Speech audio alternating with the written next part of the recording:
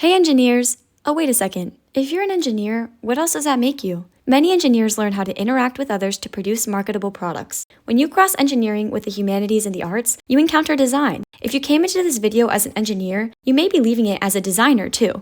Let's get into human-centered design, shall we?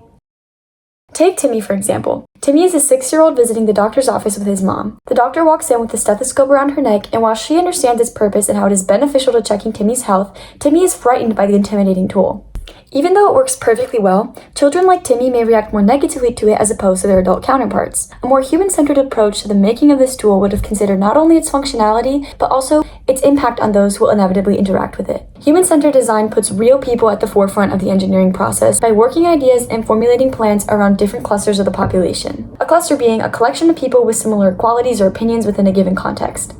Now, for some people, the stethoscope may have looked just fine as it was, but others, say Timmy, may have felt way more comfortable had it been designed as an airplane action figure or some other appealing visual.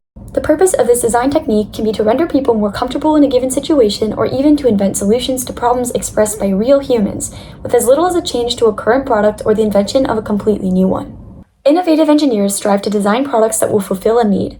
But how do we determine a need? Avoid assumptions. By assuming a need, you may produce products that are not optimized for or even ideal to human life.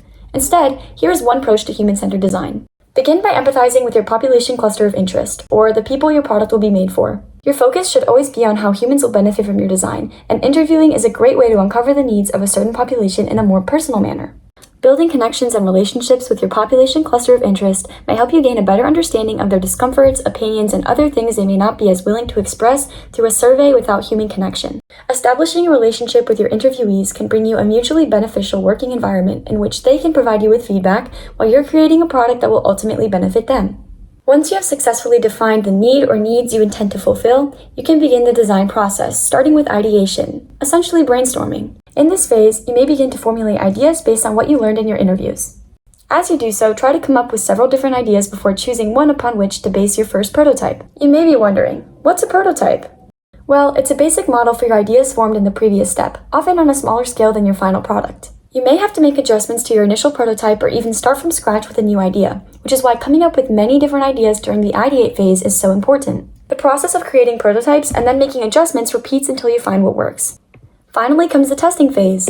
Although you should have maintained relationships with your initial interviewees throughout the design process, it's important to actually test your product and receive feedback. Reflect on the following questions.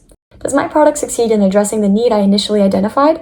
Does my target audience find the product useful and helpful? If these questions can be answered with a yes, it is likely you have successfully completed the process known as human-centered design.